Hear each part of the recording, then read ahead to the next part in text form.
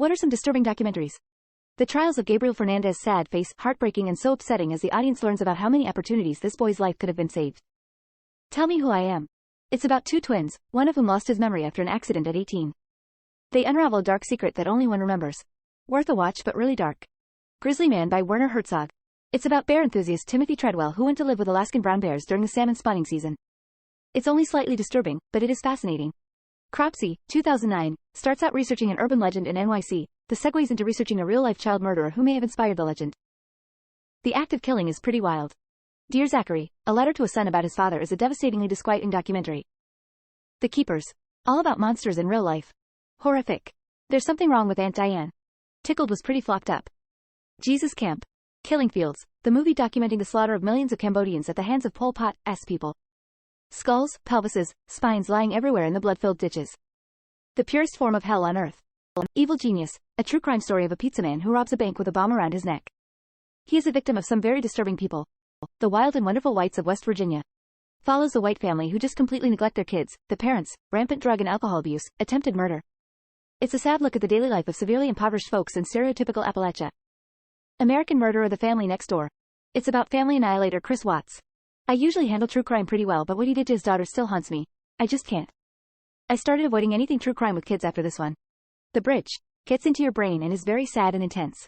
God knows where I am. A mentally ill woman signs out of a mental institution, stumbles upon an abandoned farmhouse in NH and journals her spiral into psychosis and death. Her sister drove past the farmhouse every single day and had no idea she was there. Everyone thought she was still in treatment. In reality, she starved to death after surviving for months on apples and rainwater. Imposter is an incredible watch. So well done, and the building of tension is insane.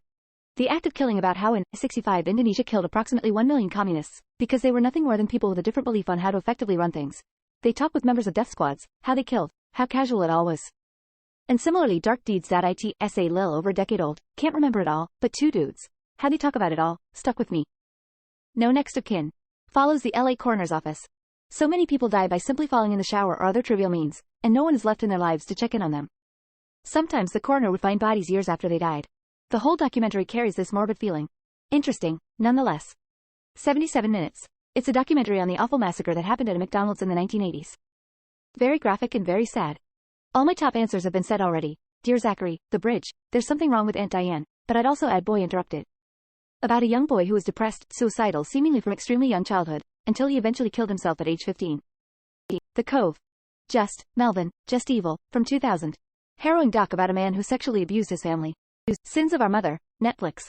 A woman slowly derails into some really crazy weird religious shit and basically goes on killing spree, including her kids. Earthlings. The Jinx, The Life and Deaths of Robert Durst. Jim Jones documentary. I forgot what it's called, but I guarantee that Jim Jones was the most corrupt pastor in the face of the planet. He killed all of his so-called followers and then ended his life. March of the Penguins. I don't trust those two-tone flockers. Don't flock with cats. 3 Identical Strangers.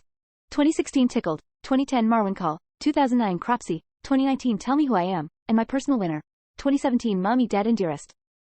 The Century of the Self by Adam Curtis. It lays out how corporations and the government enlisted the help of psychologist Edward Bernays, Freud's nephew, to turn the common folk into selfish consumers.